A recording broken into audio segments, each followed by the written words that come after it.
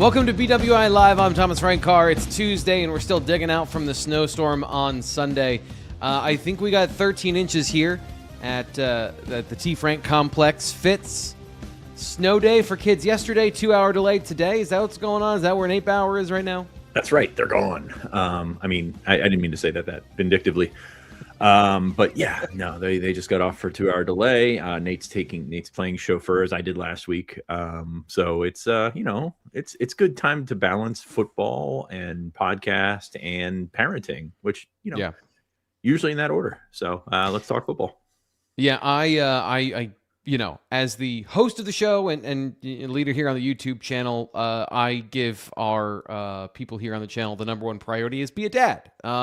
That is one thing that happens once in life, and then we talk about football all the time. So Nate will be here in a little bit, and then we'll be getting into some of the things he wrote about this weekend. But really, the main thing other than the weather, which is, gone from small talk into news over the weekend, is recruiting. And so it is convenient that you are the one here and not Nate, because Nate and I talking about the recruiting news from this past weekend, I don't know that it would be the same show. From an entertainment standpoint, though, it'd be great. I'd love it. I'd watch it. I would do whatever I would be doing, but also keep that live in my pocket just to hear him, struggle over the hips, and that's his big. This is the difference between you and me.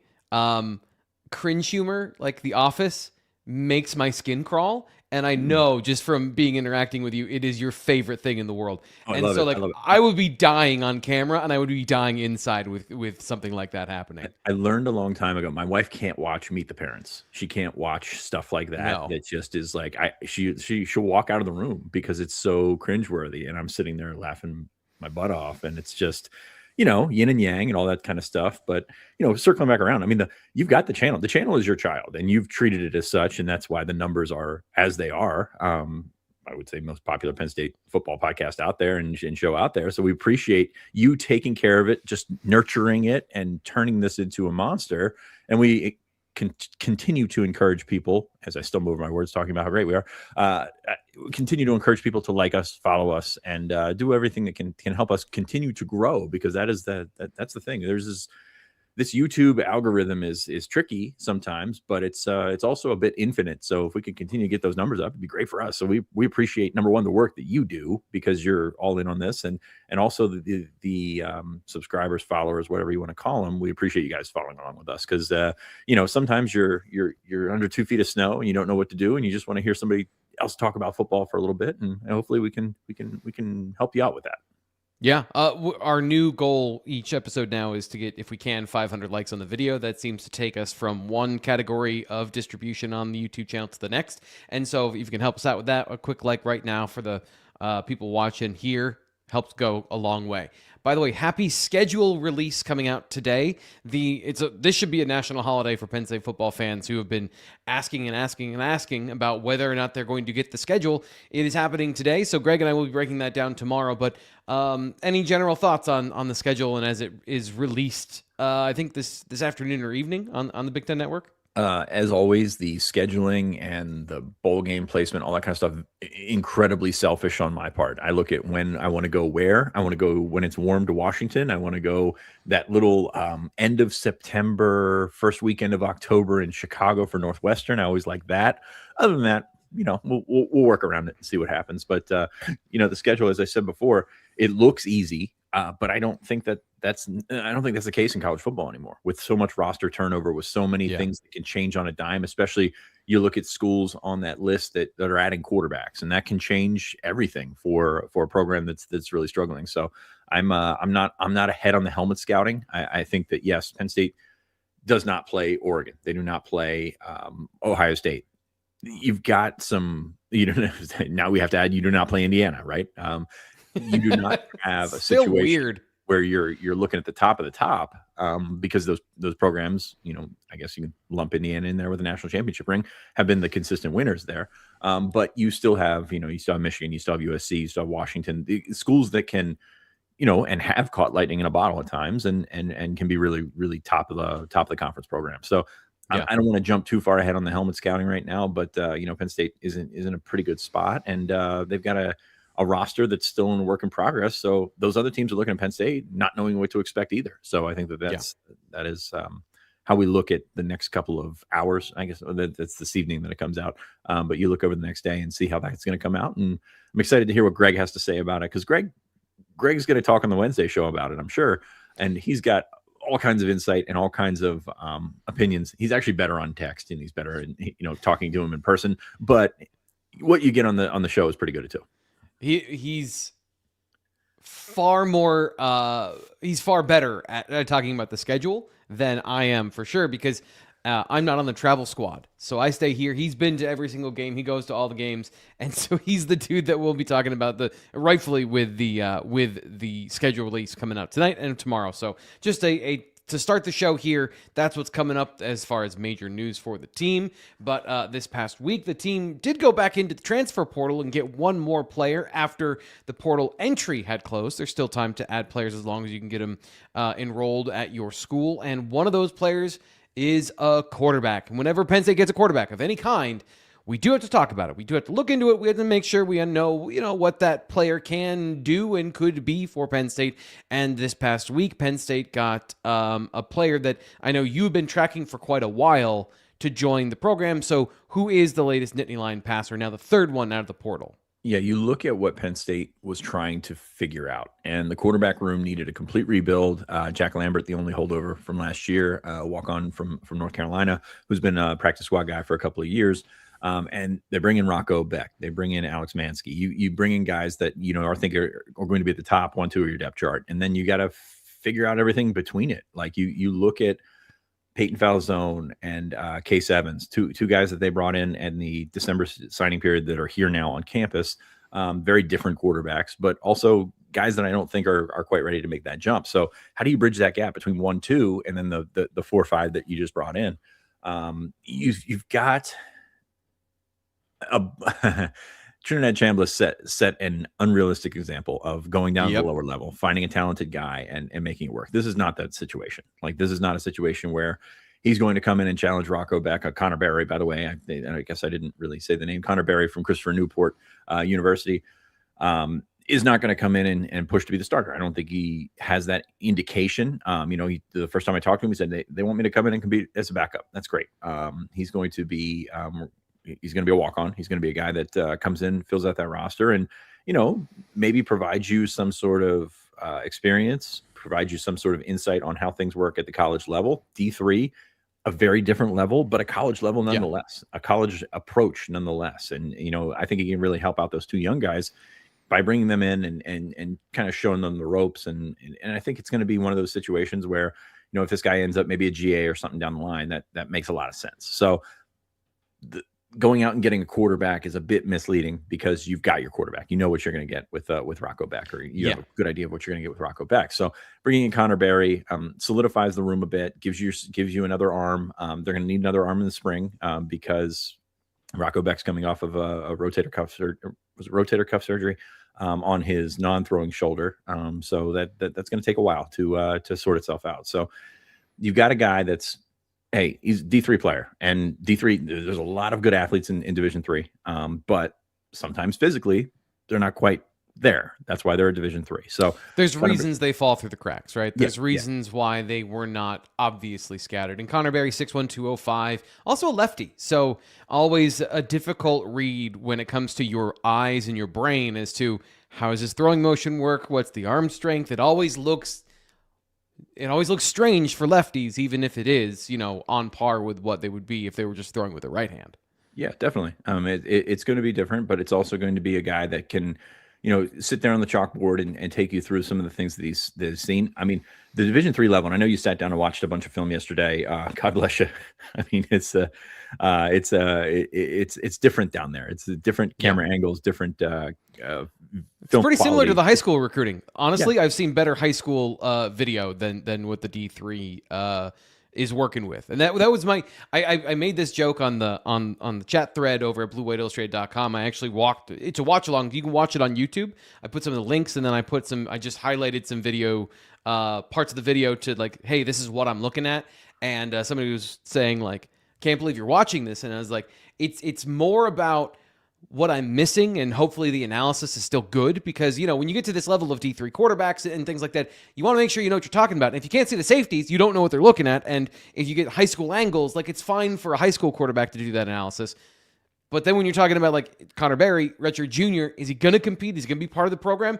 And you're getting these, you're not getting the complete information. It's like, there is this, I was a little on edge. I'm still a little on edge about how I feel about Connor Barry, because I don't, I agree with you. I don't think he's going to be in competition for even the top backup role, given kind of what I saw on film.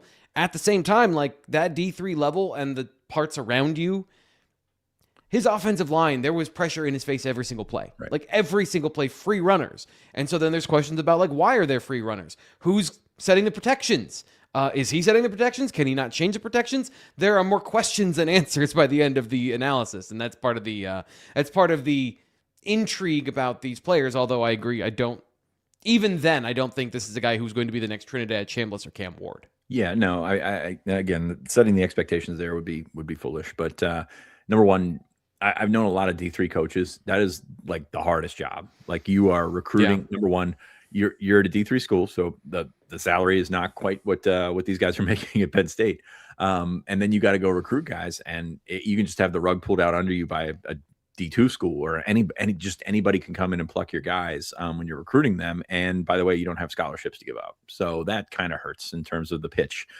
So number one, that's hard. So that results in imbalanced rosters. And there are some great D3 programs out there. One of them we're going to talk about here in a little bit in regards to Matt Campbell and his staff. But there are some great D3 programs out there, but a lot of them imbalanced, as you said, with the offensive line, with defenses that you see that have to work around limitations based on the physical abilities of their guys. Like, you're talking about, and this is one thing I really admire about D3, is you're talking about guys that are undersized. You're talking about guys that are, not as good of an athlete as what you're used to seeing. But the schemes that they put them in are almost like cheat codes to catch them up and to break that curve. And, just knowing from playing against D3 basketball guys, like, that there are some really, really incredibly fundamental guys out there that can play with guys that are more talented than them because of these things. So you're looking at that. And while we're talking about, film and stuff like that, that's what it comes into play. He's going to learn to read where things should be, where things might not be, and where things can pivot to. And I think that's invaluable when you're talking about growing a young quarterback like Case Evans or Peyton Falzone or even Alex Mansky, who we think is going to be the backup. But at the same time, he's still a redshirt freshman. So you've got a lot of wisdom and experience to show. And I just don't snort at it because it's D3. I think it's important to understand that no matter what level you're at, that's where you can, if you can soak it up, you can help out other people. So no disrespect meant to Connor Barry, but, like, you're looking at a broader spectrum here. He also fits in the group of quarterbacks in terms of his skill set. And, when your article referenced some of the stats he put up to win the Gagliardi Trophy, which is the D3 Heisman, if you haven't heard about that already. I believe he was a semifinalist for the Gagliardi Trophy. So, semifinalist. Okay, thank you. 15 yards completion. He is an athlete, 6'1", 205. He runs really well. I think there's some comparisons to Rocco Becton in the running style. Not a bruiser, not a big physical runner, but a guy that's elusive and can get yards and is, I think, probably a little more explosive. It's always hard to tell. On the D3 level, like, he looks huge compared to some of his competitors, even on the D line. And so 6'1", 205 is not going to be massive at Penn State. At the same time, big arm, throws the ball down the field. Or I should say, throws the ball down the field reasonably well, and has that scrambling and running ability. That sounds like every quarterback on the roster. And part of this is, like, at the floor. Let's say he doesn't adjust well to this level. If you've got a guy that has athleticism and can throw the ball, he's going to give great looks to your defense all year long. He's going to be able to mimic a lot of the things you're going to see from different styles of quarterbacks throughout the year. And that is a valuable role on the roster. So now we're not pigeonholing him into one role or the other, but there is a good value in bringing him along as a quarterback on the roster. When as Andrew Berger says, experience counts no matter where he played. I think there's some truth to that. I don't want to overvalue the experience, but I do think that when you're lacking it so much on this roster. It is the valuable piece of this as somebody who has taken a snap and run an offense, and that is more than you can say about these other guys. Yeah. So are you using that experience to say that it's going to play out on the field and you're going to continue to be successful, which I don't think that's the situation here, but if you're using that experience to help everything around you and help that quarterback room continue to blossom, I think that that's what goes in. And they looked at a lot of quarterbacks from lower levels, and a couple of things here. You've got to be willing to come in and understand your role. You got to be willing to understand that, even Chambliss last year was coming in as a backup to Austin. Oh man, I lost his name. Just had it. It's embarrassing. But he came in as a backup, and you need to understand where you're at in that pecking order. And maybe the chips align, or the stars align, and the chips fall in your way, and you're good to go. Again, that's going to be tough to see, but you have to understand what you're coming in to do. And he's coming into battle for a backup job, and that's valuable. It's a valuable spot. We saw it this year. It's a valuable spot, but at the same time, kind of help everything out in the process. Help Jake Waters, be your. It's cliche, but be your coach on the field. Be your coach on the sideline. Be Billy Fessler. I think Penn State's last left-handed quarterback as well. Turned his career into something great. He's at Ohio State now, so he's got a lot going for him just doing this. So you get another Billy Fessler, you can keep him around. That'd be great. Another player that Penn State added over the weekend, Delaware running back commit Amare Glover in the class of 2026. Any thoughts here? I mean, just as another player added to this upcoming season's roster. Don't know how the Delaware running back commit. I know he had some ties. I saw him in a Penn State camp jersey in one of the photos. So obviously there's some information there about him. Anything you want to add here before we get on to some of the other conversation points? Yeah, Amare Glover from Middletown. Middletown is a program that has been just a regular visitor at Penn State for years. They came up for multiple team camps. They bring their guys for individual camps. When you have junior days and you have 5 guys from the same school, Middletown's usually one of those schools, or visit days or something like that. So Glover has been around. He's camped at Penn State. He's didn't perform in front of this staff, but he's a guy that's got some talent. He's got another walk on, but you're looking to fill out how things are going for each room in the process. Not only did you lose Nick Singleton, Katron Allen, and a couple of the scholarship guys from the roster last year, but you lost Tyler Holsworth, you lost Emil Davis, you lost the walk-ons, and nobody really thinks about those guys, but you need players to fill out some of those roles, and they've slowly built that room back up from a numbers standpoint. Obviously, I don't think it's quite where it was last year from a talent standpoint, but you still got opportunity for those top guys, but you need players, and Amare Glover fits that mold. A bunch of check marks on his profile. Were they committable? I mean, he's walking on Penn State, so do the math on your own. But this is a guy that's got Division I athleticism. Came to camp. I think he was in the high 4.5s, low 4.6s when he came to camp. So he's got some athleticism to work with. He's got some size, about 5'11", 210. So you've got some boxes checked in terms of he can fit in Division I room. So again, same with Barry. You're not really expecting a ton out of that. It's a walk-on addition, but at the same time, pretty good for walk-ons, I'd say. Like that's a pretty cool addition. Also, Chris Godwin went to Middletown, so he's a pretty good connection to have as well. This weekend, if you wanted to stay warm, one of the best ways you could do that is to grab a drink or a cheesesteak over at Anti-Fragile Brewing Company. So Fitz, you've been doing a lot of heavy lifting, but give us your take on Anti-Fragile Brewing Company in downtown State College. I am happy to lift an Anti-Fragile. That's for sure. Perfect. Yes, downtown State College's best beer, Anti-Fragile. We've been talking about them for a long time here on the show because they support us and you guys support them. We really appreciate everybody going in there, telling them that you heard about it on the Blue White podcast show, because it's been an awesome partnership and it is an awesome business. It's some awesome beer. They've got great cheesesteaks, as you see on the screen right now. I actually really could go for one of those right now. Didn't eat breakfast. That was my mistake. But Anti-Fragile can bring you the best of both worlds, great cheesesteaks, and they continue to expand. They continue to do things with their bread. They continue to do things with eventually a more robust menu as they continue to take over the world from the inside out. So East Calder Way, get down there. If you're in town this weekend for the Penn State hockey game, it's going to be cold. I know some things that can warm you up. Number one, they've got heat and Anti-Fragile. Number two, they've got beer and Anti-Fragile. They've got mixed drinks, kombucha, all that great stuff, and grab a cheesesteak while you're there. So if you're in town this weekend, definitely worth a stop. I'm going to stop by at some point this weekend. I've been bad about that. I was looking at the snowfall this weekend. I was like, man, it'd be really great to just to pop down there and just have a stout, because it is stout season. So definitely get in there if you get a chance. And if you're coming for the hockey game this weekend, maybe we'll see you around. Hopefully that's the case. Yeah, there's BJC duel as well. It's a big weekend for Penn State sports. So there's Thursday, Friday, Saturday. This is one of those off-season weekends where a lot of people like to come into town a little bit early. The town loves it when you're here, by the way. So if you stop in, say hi, and tell them you heard about it here on the Blue White Illustrated YouTube channel, the BWI Live Show.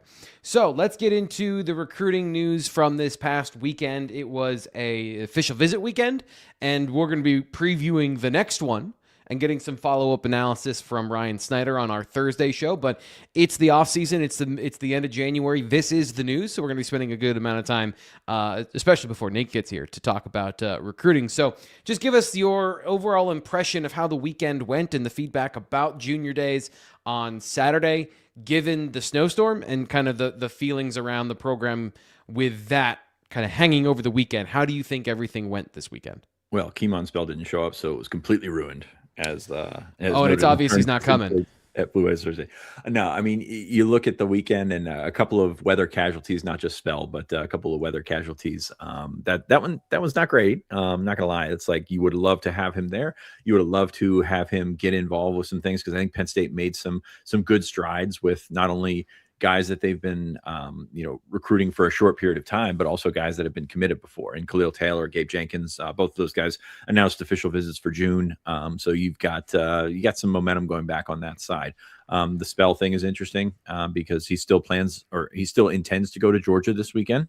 He intended to go to Penn State next weekend. So we, as much as he's going to say that he's going to Georgia, we're going to wait and see how that all plays out. Penn State's going to continue to hammer that home and try and get him back on campus as soon as possible. Of course, the dead period goes into effect next week. So that's if it's not now, it's going to be March. So that's what you're looking at. He also recently changed agents representation, and that's something to look at as well. I don't think it's a death blow. I don't think it's the end of his recruitment by any means. I know we want to jump to that conclusion, but Penn State has made up some serious ground in the last couple of weeks, and I think they continue to be fine. Like they're in that situation, they're in that recruitment, and I think they're going to continue to be at or near the top of that list for Keemon Spell, even though he didn't visit. I get it. It's frustrating. Like that is the thing that you wanted him to visit more than anything in the world. And then Saturday morning when we reported it, boom, mushroom cloud, there it goes. We've seen this story before. It's worked out for Penn State in the past. It has not worked out for Penn State in the past. I don't know how it's going to work out in this one, but I do think that Penn State is still a part of this. Moving back to the guys that I was talking about earlier, I think Penn State really helped themselves with Khalil Taylor. We talked on Thursday about those guys that step back from those commitments, those very, very early commitments. They committed to Penn State for a reason. I think there's a part of them that wants to be here. You've got to balance and get back to the other parts of that to see how that's going to work with negotiations, with fit, with all this kind of things that'll go. And I think that those guys will be back before their official visit. They'll be back for spring practices as well. So I thought it was a positive weekend. I wrote an essay on Sunday morning about how things played out. I do encourage you to check that out because there was a lot of guys that popped up. There was a lot of guys that maybe helped move themselves up the board. And when you go to junior days like this, answering a question that is already out there in the chat. No, you can't work out. You can't do anything of that nature. Junior days are not camps. They're not anything like that. But you can get there. You can make a really positive impression with your personality, with your sometimes maybe too positive impression with your physical prowess and things like that. So you can help yourself a lot in terms of moving up the board. And a guy like Cade Cooper from Malvern Prep is a guy that did that this weekend. Ryan wrote about him yesterday on BlueWhiteIllustrated.com. I think he fits them really well. He fits them in every way possible. I mean, you think back to how, and this is probably a little too much, but Denai Dennis Sutton, when he was coming through, you talked to him once and you thought, that's a Penn State kid. You do the same with Cade Cooper. We did so last year. I think, were you there with me at camp last year?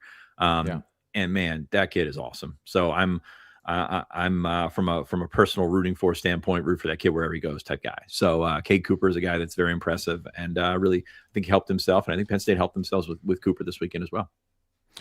Yeah, I actually wrote about in a little bit more detail why receivers with Cade Cooper's profile fit into Penn State's offense, giving kind of a detailed breakdown of how their offensive passing game works. So if you want to check that out, go to bluewhiteillustrated.com. It's not specifically about Cade Cooper, but it is about the passing game and kind of some of the thoughts and concepts in it that I think we see from the historical side from Iowa State and from some of the previous coordinators that have a holdover with Taylor Mauser in the offense now. So check that out, because I've been going on and on and on about how they want big, fast, explosive receivers. And there's a reason. The obvious reason is big plays, but it's how they want to generate those and how they want to go about getting them that I think is important in that context. And Cade Cooper, 6'2", explosive, good receiver. I don't know he's the fastest guy in the world, but he checks a lot of those boxes and is fast enough to be in a part of this offense. Any other players that you think stood out that you want to get to here quickly? We can move on to talking about some of the other aspects of this weekend. If not, there's just a ton of guys. Ryan has profiled and talked to a bunch of them. I know Lucas Roja came in. Cooper Terwilliger. Whoever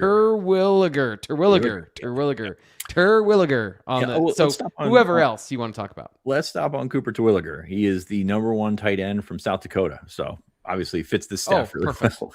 Yeah. No, actually, he's one of the best tight ends in the country. He's a really athletic guy. He's got a lot working for him. And his brother was a walk-on for Matt Campbell at Iowa State. So they have a long-term relationship there with the family. And I think that even though his profile says, I think 93% Nebraska or something on the RPM, that Penn State's right in the mix. Iowa State was in a good spot when Campbell left Iowa State. So you've got an opportunity there to sort of wedge your way in. Now, coming from South Dakota, it's going to be one of those things where he felt really good about the staff. How does he feel about the distance? How does he feel about the school in general? Like, how does he feel about the atmosphere and things like that? I think things went well for Cooper Terwilliger. So this was a guy that we were looking at, not really on commit watch going in, but in the grand scheme of who was Penn State in a better spot than you probably would have thought coming in, Cooper Terwilliger, and I think they're probably in a good spot coming out of that as well. They've had a couple tight ends on campus this weekend. It was Tommy Douglas from the Hun School. Sorry, I almost called him Harry Douglas, but that's another era. Joe Douglas's son, Joe, of course, is with the Eagles. He was the New York Jets GM. But you've got a couple of pretty talented tight ends that are there that are kind of fit the mold of what Penn State is looking for now. Bigger guys, rangier guys that can move.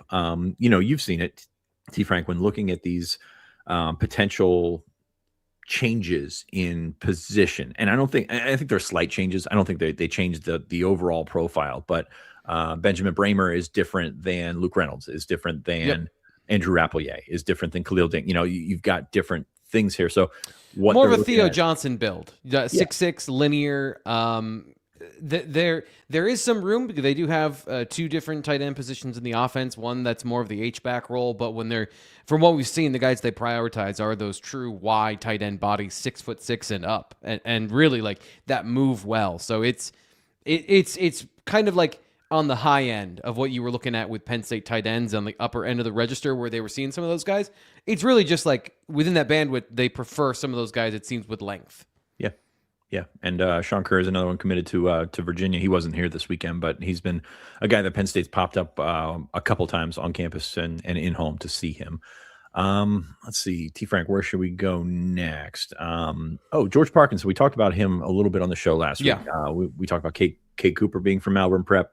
George Parkinson is probably the best prospect at Malvern Prep, and I think that included Jackson Ford, who is signed with Penn State and now Penn State. Sure. So.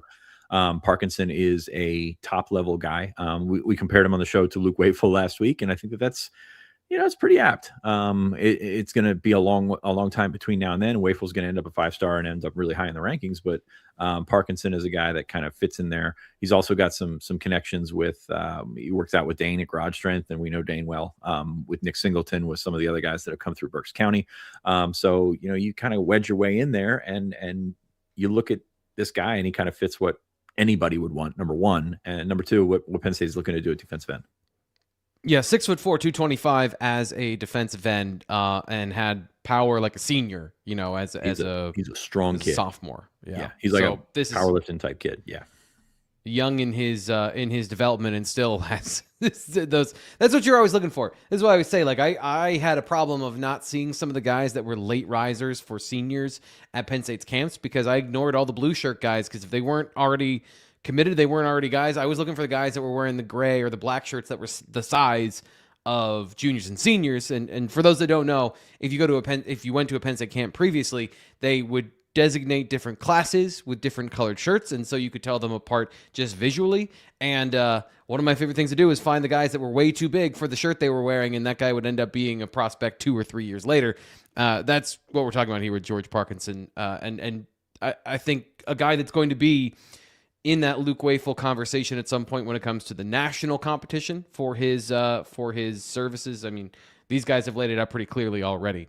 Official visit. Samson Gash was on campus as well. Anything you want to add there? I know that one's still, kind of over at BlueWhiteIllustrated.com, some of the details there, but any initial reactions from him being on campus and one of the final pieces of the 2026 recruiting class as a receiver? Yeah, Samson Gash, obviously a legacy prospect. His father, Sam, played here. Came in a little bit earlier because of the snow. Was able to get out, I think, Saturday morning. So a good visit, and this is one we talked about last week. And you hear legacy, you hear a guy that picks up a late offer and visits Penn State late, and you think this is going to work out. I still think it's a toss up. I still think that Michigan State is pretty strong in this one as well. Of course, they've got a new coach bump with Pat Fitzgerald, and he's going to visit there this weekend. So would not shock me if he stuck with Michigan State. I think Penn State gave him a lot to think about and gave him a lot to consider. But at the same time, like, he's been committed to Michigan State. It's always easier to stay, right? It's always easier to do that. Yeah. So I think he'll probably come out of that visit, reshuffle his deck, take a look at the positives and negatives, and go from there. I don't think he's on a whim. He's an on a whim type guy. So I think he's going to visit, take things into consideration, and then next Wednesday is National Signing Day. So he'll be able to make a decision in the days coming after the Michigan State visit. If you want any more details on these conversations we've had so far, BlueWhiteIllustrated.com is a place to go and get the full context. We got about 20 minutes left here on the show. Can't get to all the details, all the information. So subscribe right now. It's just $1 for the first week and business week, 5 days of access to the site. Then you can decide if you want to join us for the full ride. And of course, one of the benefits is, we're talking to you here in the chat, but like, this is a performance, so I can't stop for every thought I have, let alone every thought in the chat. So we'll get to your questions here on the chat. By the way, if you want to throw something in there, something to talk about, got some time in the show today, we can take a detour or two. But really, if you want to talk to us full time, answer any of these questions, you have detailed questions, detailed thoughts, BlueWhiteIllustrated.com, especially on the message board is where you can get to those. One of the things that I've noticed, and something that I think has been interesting in our coverage of Matt Campbell and his start here at Penn State, is that they did not rush out and sign every coach under the sun.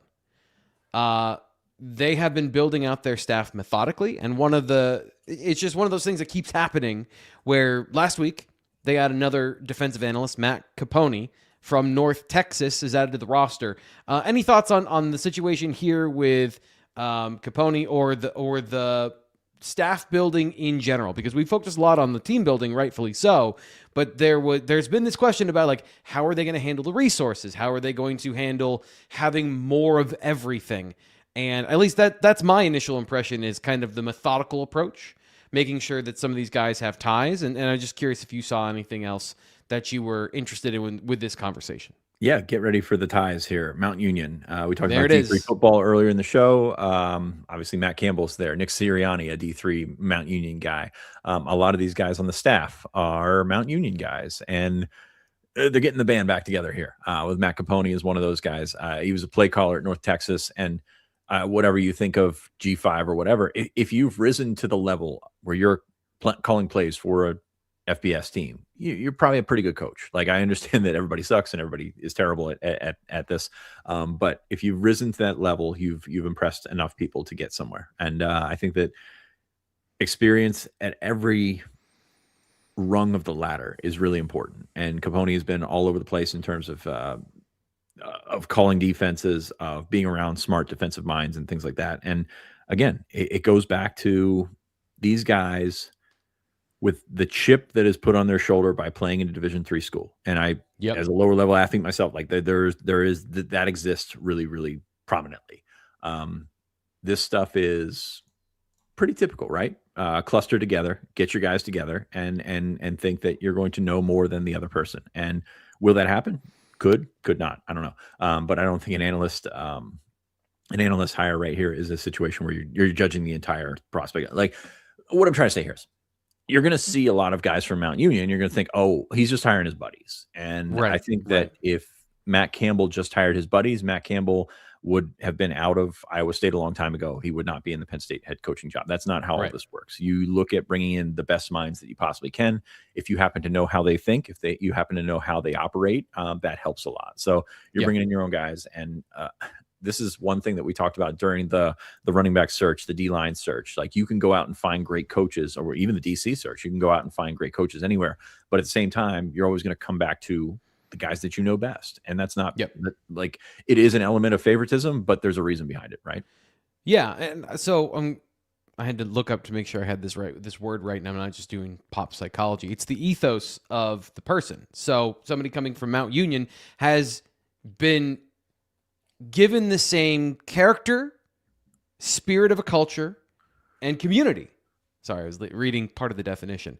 So that you understand what I'm trying to say here is, if you went to Mount Union and you were in the same breeding ground for this idea of how Matt Campbell thinks and how he operates, those people are going to be attracted to Matt Campbell's staff, because that part of teaching culture, you don't have time to do that at a place like Penn State. And if culture is a real thing for a guy like Matt Campbell and not just lip service, because this is the problem.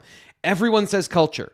Culture means absolutely nothing until it means something to you, and it is actually an active part of the way you're doing things.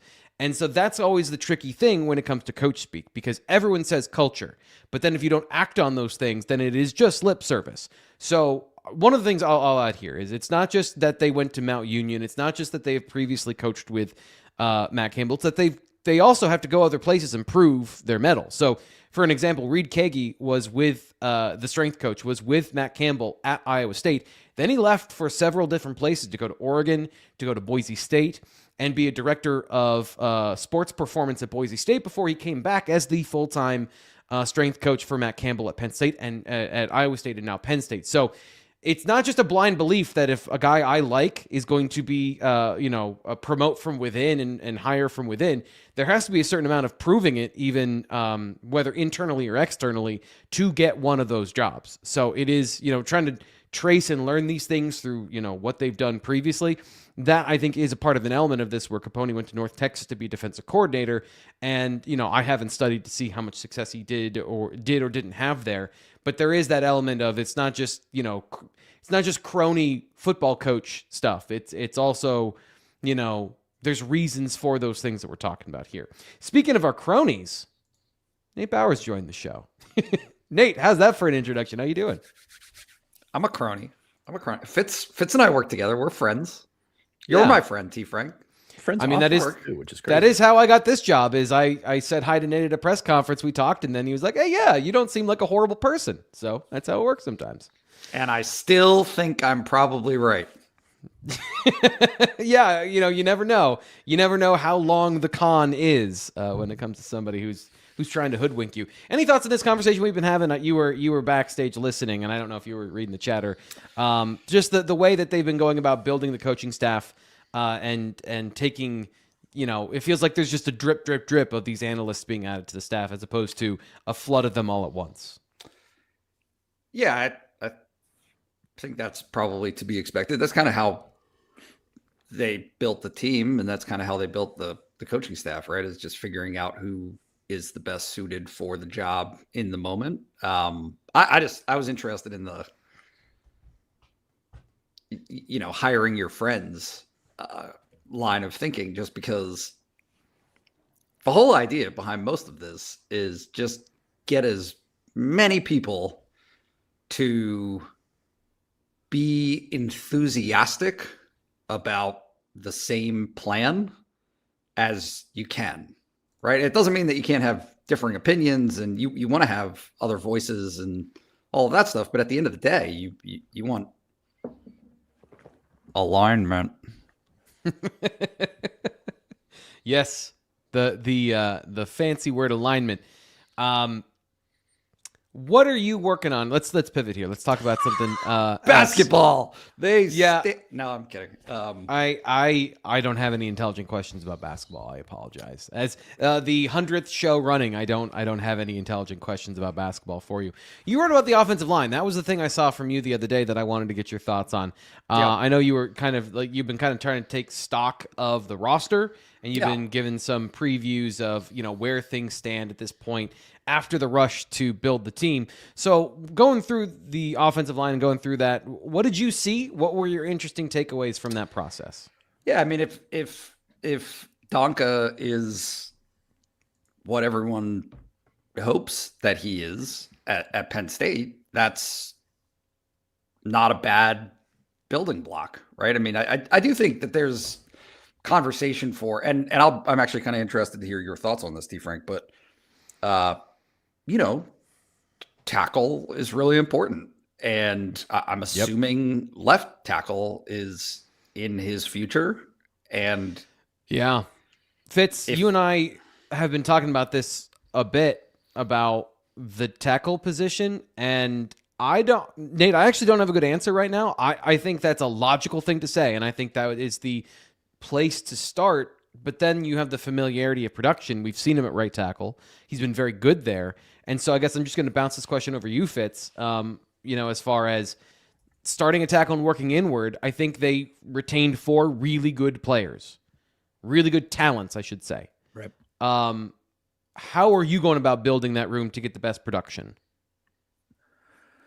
That's a great question because you look at the interior and you feel okay about what you've got coming back, especially with adding Trevor Burr in there that you think is going to be a starter. But yeah, tackle is still going from prospect to player, I think, with guys like Owen Alicini, with a guy like Garrett Sexton. This is where you look at Egan Boyer and say, probably your left tackle was your left tackle of the future, and now all of a sudden that's gone. But it's still replaceable, right? I mean, Boyer did not play much.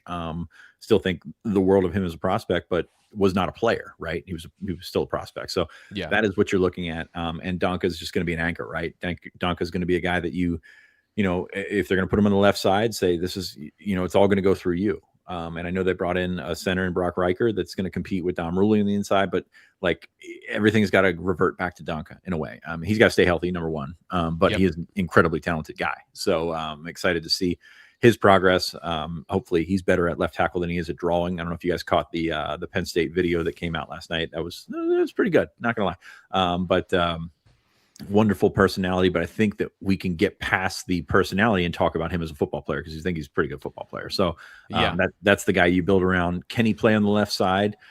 That's probably he started at left guard, right? So I mean, he's got I mean, it's dexterity, right? It's not about much more than that, but also right tackle is important too. Like you look at, we probably, because of the contracts maybe a decade ago in the NFL, because of the contracts to left tackles, you think the blind side is the most important thing. Well, both bookends very important. So if you feel that he can be a better right tackle than what you're giving up by starting Alicini or starting Sexton at left tackle, then you make that call. I still think it's possible. I still think that he's got the athletic ability, and with an off season that he really didn't get last year, I think it's still possible for him to make progress. Not necessarily like a giant leap, but make progress and make it work. So I think he's athletic enough, talented enough, and sort of smart enough to handle either side. So yeah, I mean, if you're given a choice and you say, okay, this guy is rated the same as same as left tackle or right tackle, you put him at left tackle, but there's a lot more that goes into it. And who's ready to step in at the other position? And I think that's part of the conversation too. In this particular dynamic, is it's not just about who is best. Where is Donko best? That's a great starting point. And if you can put him at his best spot, but we saw this last year. He's good enough that you can place him at multiple positions and get the most out of the line by putting other people where they need to be. So is it Owen Alicini at left tackle? Is he ready to take that step as a hyper athletic 6'8" offensive lineman who is a bigger frame than Egan Boyer to start with and might be able to bend that curve towards starting, but also maybe not. And then Garrett Sexton, and this is the thing where I think you and I go back and forth a little bit, is like Garrett Sexton gets a little bit lost in the shuffle here in the terms of like he was an athletic prospect. He just wasn't as athletic as Egan Boyer. So both coming in the same class. One goes to left tackle, one goes to right tackle. I think if there was flexibility there, that is a thing that you could consider, although I'm not saying he should be the left tackle. I think if he's been more comfortable in training on the right, that is where he should stay. But which one of those two young guys is closer and is more prepared to be a long-term starting point? And then Malachi Goodman is a part of this conversation, where you have maybe as much athleticism as Anthony Donko. It's crazy to say. He was a 5-star offensive lineman for a reason. I just keep eyeing him as, you've got those three guys. If you got 3 tackles, awesome. And Qual is another hyper-athletic redshirt freshman that I think is a true left tackle for the future. Does Malachi Goodman begin to push for competition on the interior? And there's a lot of, I think, mobility in this conversation, Nate. And this is where I think the offensive line is incredibly interesting because of the parts and pieces they've assembled. And for the first time in 2 or 3 years, we don't have a bunch of starters. We don't have a lot of obvious fits at certain positions. So I think there's a lot of flexibility and versatility there. I don't know if that's an answer. I don't think that's an answer to what you were saying, but it's something that, this is actually what I wanted to talk about today to end the show, is you've got a bunch of positions where there are talented players. We just mentioned 4 of them. There's some other positions as well where you need development this offseason. There's not really a clear-cut starter at a bunch of key positions, and I think tackle is the first one where they need to find one of those guys to step up and be opposite of Anthony Donko on the offensive line for this offense to operate and function at its potential. What are some other positions that you see on the roster that are similar to that? Because I think that's going to be, there's a couple where development has to happen if this team wants to, be the team they think they can be based on the talent they retained and acquired. Do you have any other positions you find interesting in that particular context, Nate? You're asking me. Yes. Yeah. Nice way to buy time, by the way. Yeah. No, Can I buy you a second here and say that they're going to play more than It was like a 2-minute question. Yeah. Yeah. They're gonna Well, play no, two- but more than 2 offensive tackles, which come into play here, and you're probably not going to have a starter coming out of spring, just because you got to tinker with that stuff. So I think there's going to be less. Not that there's any familiarity with how this is going to look right now, but even coming out of spring, you're going to look at that and see how the competition continues to go through the preseason. So hopefully, Nate, that gave you enough time to that's plenty to work that out and go with that. So you're welcome. Thank you. Isn't it everywhere? I hate to be broad, but who's never start a game with Nate, because he'll just go and immediately stop the rules. He'll just break the rules. Okay, Carson Hansen. Mm-hmm. Is he the workhorse running back? I think he's the starter. Yeah, I've made it pretty clear. I have some concerns about the explosiveness and production, and maybe even a little bit of translation from him to the Big Ten of being as productive in this conference. So I would say he's the starter, but there needs to be a committee there.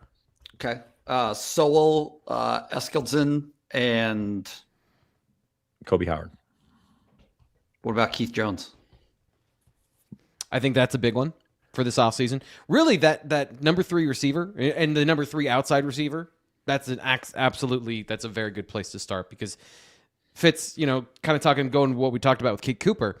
If you're running a lot of deep routes, probably need to come off the field for a blow every once in a while. And I know they can go to 4 tight ends, and they will go to 4 tight ends. That's my answer to that. Yeah, is to move it to the tight end and say, Andrew Appley, we know what that's going to be. Benjamin Bramer was very successful, and it goes back to the asterisks that we put on all these guys. Successful in the Big 12 for some of these guys, so that makes sense. Gabe Burkles coming off an injury as well. So Nate's right. Every position is there, but you've got some flexibility in that you can play 2-3 tight ends. You can play three wide receivers, maybe even 4 wide receivers if they need to. But the level, you don't know what it's going to come back and be. So I think that's where you're looking at kind of, you feel good about the numbers and the personnel and all that kind of stuff, and then you double back around and say maybe it might not be what you want it to be, what you expect it to be. So and with transfers, you never know. I mean, this goes back to the tackle thing, and kind of what I said about Brock Riker is like, you don't know how good these guys are going to be until they step on campus. I mean, a guy from Ohio State was invited to the Senior Bowl last week. Ethan Onianwa was a tackle at Rice, and he was a big pickup for Ohio State in the portal last year. Maybe like a close to a 7-figure pickup in the portal last year. Was expected to be their left tackle. He ended up backup right guard, like because he came in and he was not on that level. Like he was not that guy. And that's number one, an expensive mistake. And some schools can experience misses better than others, can afford misses better than others, really. But you don't know how these guys are going to fit in, number one, to the pace of the game in the Big Ten, which is a little bit different, and the talent level in the Big Ten, which is, I think, step up. Like I think that's what we look at with all these positions and say, you hope you know what they are. Are they going to be that? Are they necessarily going to be that? I don't know. So yeah, there's certain things in the Big Ten that happen that are more traditional football because everyone has the ability to play traditional football for the most part. And then if you don't, like, then you're I shouldn't say Rutgers, then you're Maryland. Rutgers tries to play traditional football and, they get what they get. This is an area where some of those players, to me, it has to be about the way they produced, not just that they produced. And so that's, to me, like we talk about some of the transfers from Iowa State. But another position on this conversation that I think is fascinating, we have a little bit of ambiguity here, but defensive end could not be more different than defensive tackle. You've got a 26-year-old defensive tackle, and then you got like a 19-year-old defensive end that you're probably going to be relying on at some point. And then maybe some defensive tackles that are going to play defensive end. And then there's some ambiguity about who's playing what position right now at this particular point. And then pass rush generally feels like a work in progress right now, where if they have some things hit, it could be a very balanced and dangerous front. And yet Max Granville has played in 4 games in his career, and Alexander McPherson has played in like 8 games, but is a redshirt or is a sophomore. So the juice off the edge, finding a way to do that, because you can't just scheme pressure all the time. I think line of scrimmage for this team is talented, but is it talented for 2026? That's going to be, to me, a large determining factor of how they've built this team and if they're able to make that transition quickly. So those are the 2 positions I was thinking of, and Nate, you nailed it with the receiver position as another one where the depth there, somebody has to step up. Again, there's a lot of guys that have talent. There's a lot of guys that fit, but are there guys that can actually produce? And I want to throw this one out there as well. I know we talked about tackle, but Cooper Cousins, like, I think it's essential that this is the year where he takes the turn from, we think this guy is super talented, he is great for a freshman, and now this year it has to be he is great for a junior. He is a actual starter impact blocker on the offensive line. So, funny, the offensive line, for as much as I love what they've done and the talent they've acquired, it might have the most questions of any group that we've talked about that they've assembled this year. I think they're, and this is not what anybody's asking for, but I'm going to talk about it. There's going to be a fascinating dynamic for Matt Campbell and his staff to navigate between his guys that came from Iowa State and not his guys that everybody else. There's 3 pools, right? Right. You had the Penn State pool of 52 retained players, of which maybe 15 walk-ons, I think. Yeah, 15 walk-ons. So 37 scholarship players retained from Penn State from last year. That's some elite math right on the spot. I'm looking at it. You still had to do 15 minus. but you've got these distinct pools of which it's almost an even split, right? Of a third of retained Penn State players, guys that they brought in from the portal, plus class of 2026 guys that were coming to Iowa State anyway. So you've got the UCLA kids. You've got a bunch of those players that are open market portal. You've got the Iowa State guys that you've been around, right? They, like, so much of last year's conversation and everything about how we digested 2025 was about sticking with players who didn't necessarily reward that faith. Yeah. It's going to get interesting, right? Like this is going to be a very interesting test of what happens when really there's only a third of the team that you are coaching that you have a shared history with to rely on. Can you, like, what precedents do those people have for you, particularly in how you're building your culture? You want those guys on the field, right? If they're your culture guys, you want them to play. You obviously had conversations with them, their families that you have shared histories with, right? About, like, there was a how lot you of would take care of them at Penn self-selecting State. too. Like, there's a little bit of self-selecting here in this process. Like, I don't know that maybe Kobe Howard is the conversation at receiver that I don't see anybody who would make an obvious push to be a starter there. Carson Hansen at running back, Rocco Becht at quarterback, like all those players, there is not a guy that I would say challenges for playing time outside of like a role in the offense. Again, offensive line is going to be one area. And then on the defense, I think is really what you're talking about. I think that's the most interesting area, linebacker and at safety. But even then, like, you know, they had a conversation about that, and then Dejon Lane decided to go to Tennessee. Like, there wasn't a situation where that might be the case, and then Dejon Lane goes to Tennessee. And then from the cornerback position, I think is going to be an interesting one from how those players blend together. But a lot of those are Terry's guys. Terry is a big part of this offense, this team and this defense.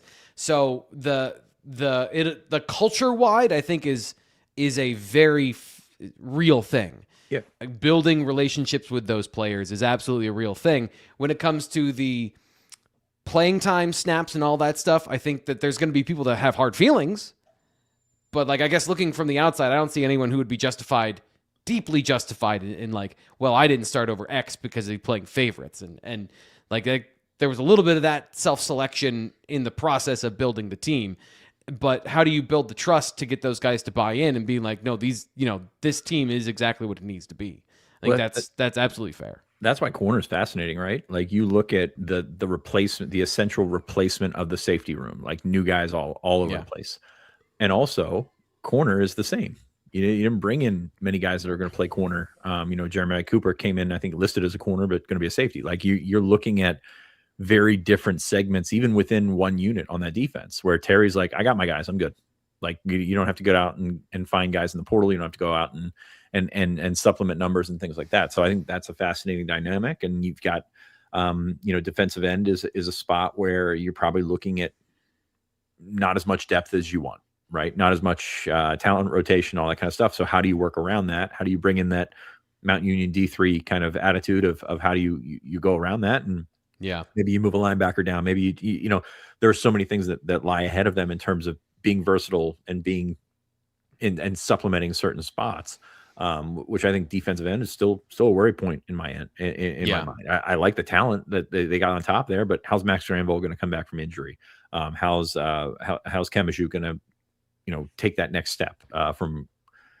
He's closer to player than prospect, but still he's a really good prospect that can be a really good player. He's just not where he can be at that point. So I'm interested to see this. I'm also interested to see I don't want to say no expectations on these guys, but a year ago, all those guys coming back laid the foundation for this is going to be one of the top teams in the country because of the talent coming back. And they heard that for a long time. And I think that played into some of the approach to the 2025 season. And now you don't necessarily have that. Yes, there's always an expectation to win at Penn State. There's always an expectation to, oh boy, he's rubbing his hands together. I must have made a good point. Hey, no, Nate, what do you? Yeah. I'm gonna push back. Okay. No, are you on Instagram?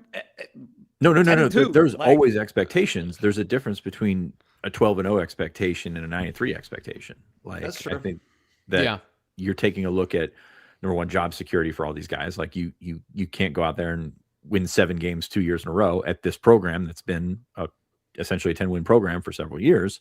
But you also don't have the top level national championship or bust is what a lot of people were saying a year ago. That's just not there. And Yeah. I wonder how that plays into the approach this offseason, into getting back to, ahead of 2024. They didn't have those expectations, and it worked out pretty well for them. Now, they had a couple of game wreckers, and you're still looking at this roster and saying, where are those going to come from? But at the same time, there's a push from 1 to 105 that can really help them out by not having those expectations.